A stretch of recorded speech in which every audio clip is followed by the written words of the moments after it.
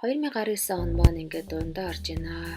6 сар өнгөрцөн байна. Тэгээд 6 сарын төлөлтөө та бүхэнтэйгээ хамт хийхээр бэлэн боллоо. Тэгээд энэ сар миний сонгосон ишлэл болохоор миний бие ариун сүнсний сүм дуу гэсэн утгатай. За 6 сарын 1-нд чимэглээсэн болохоор яагаад ийм чимэглэл сонгосныг та бүхэн ойлгож байгаа баха.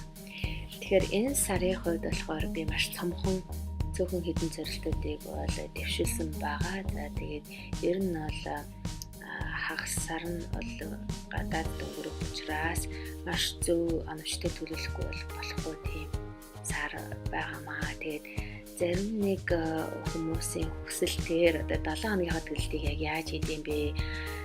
Нууцшвал одоо хийдэг ажлаа бас харуулахгүй юу гэж хүссний дагуу би одоо энэ 6 сарын эхний 7 хоногийг яаж төлөвлөж байгаа та бүхэнд шууд ингэж харуулж хуваалцж байна. За тэгэхээр ер нь бол хийх ажлын хувьд бол тавуулчихсан цагтаа нартаа ажиллаж байгаа. Дээрэс нь миний хувьд заавал хийвэл зохистой ажлууд байгаа. Тэгээд тэр ажлуудаа бол юуны өмнө би тусдаа хуудсан дээр болж үйлчилсагаад биччихдэг. За яг энэ зүйлийг би энэ сартаа эсвэл энэ 7 хоногт амжуулах хэрэгтэй гэдэг. За тэгээд тэндээсээ харж агаад цаа тавьдаг. За даваа гарагт бол яахаарахгүй энэ зүйлийг хийх ёстой бол тэгэл тэрийгэ бичнэ. Хэрвээ тэрийг амжихгүй бол яг сум заа одоо хойшлууллаа тэдэнд болгосон эдэнд болгосон эсвэл боллоо ч гэдэг юм мэдээж одоо төлөвлөлт юм чи яаж хуурж болно шүү дээ тийм үү. За ягмар гарагийн хувьд болохоор би энийг уулзалтанд оролцож орчуулах их ёстой байгаа. За тэгэхээр тэрийг би одоо яаж тавуулан бичиж байгаа та бүхэн харж байна. За тэгэхээр хэдийгээр ингээ уулзалт гэж орхиж байгаа ч гэсэндээ үүнтэй холбогдуулаад хийх ажил бол нэлээд их байгаа. За тухайлбал аль сэдвээр ямар уулзалт болох гэж байгаа тэрийг өөрийгөө бэлдэж холбогдох материалуудыг уншиж танилцсан.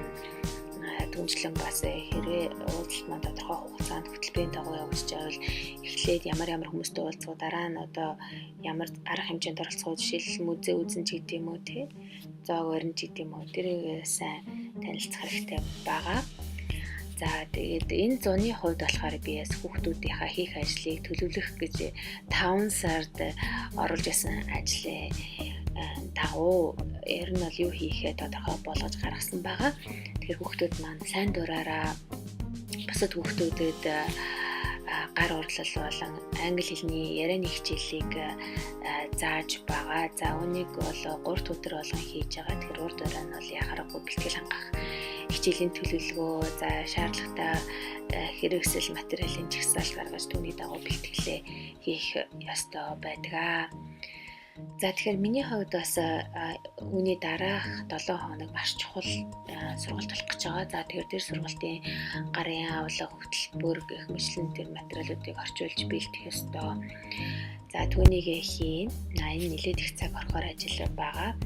За түүнээс гадна болохоор би бас энэ хагас өдөр хэсэг залуучуудаа амьдралынхаа зорилгыг тодорхойлох, зорилтууд дэвшүүлэх, түүндээ хүрэх аргачлалыг тийм заах сургалт явуулах юм. За тэгэхээр тэр сургалттай холбоотойгоор бас бэлтгэл ажил бол хийх шаардлагатай. За би 4 өдөр ер нь тэрэн дээрээ суuna гэсэн тийм төлөвлөгөө гаргаж байгаа. За 5 дахь өдрийн хувьд болохоор бас өглөөний уулзалтаа өдөөс хойш нэг уралтай байгаа. За тэгэхээр тэрийгээ бас тавуулж чихстэй болно. За тэгэхээр ер нь бол уулзалт хуралд оролцох гэж байгаа бол бас хувцлалт үс тасалтаа анхаарах хэрэгтэй байдаг. Ямар өнгөтэй байх вэ? Одоо юу гэдгийг ямар хослол байх вэ гэх мэтлэн тэр зүйлээс би нэлээд сайн бодож бэлтгэлээ хангах нь бол өөрийг болно нөгөө ажил болгож байгаа хүмүүсийг одоо хүндэлж байгаа нэг хэлбэр гэж үздэг юм аа. Тэгэхээр мэдээж энэ бүхний ард бол маш их бэлтгэл явагдаж байгаа гэсэн үг байгаа. За хагас өдөр миний нөгөө залуучуудын сургалтыг болох гэж байгаа.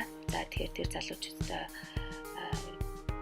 би хийх ажлаа бол ерөнхийдөө 4 өдрөд бол бэлэн болгочихсон байна. За тэгээд бүтэнсээ өдөр болохоор би ингээд цуглаантаа оролцсон. За тэгэхээр 7 хоногийн төлөлтийг бол нэг иймэрхүү байдалтай хийждэг. Тэгээд энэ сарда би яг босоо байдлаар ингээд бүх 7 хоногуудад төлөвлөхөөр шийдсэн байгаа. Тэгэхээр доор нас жоохон зай үлдээ та бүхэн анзаарч байгаа бах тийм ээ. Дээр нь ерөнхийдөө ингээ хийх ажлаа чигсаан биччихээд би нэмэх шаардлагатай бол үргэлжлүүлээд бичдэг. Хэрвээ доор нь зай байх юм бол би тэнцэнэ бас тухайн өдрийн сэтгэл юм уу, эсвэл тэмдэглэл ч юм уу, чухал санаа ч юм уу, тийм зүйлийг бас оруулж ичих. Тэртэй байдаг. Тэгэхээр энэ босоо хэлбэрээр төлөлтөө хийхээр илүү зохион байгуулалттай болт юм шиг санагддаг. За тэгэхээр та бүхэн ч гэсэндээ өөрсдийнхөө төлөлтийнхаа үйл ажиллагаа амжилттай хийгээсэй гэж миний зүгээс хүсэж энэ хүү бичлэгийг өндөрлөж байна.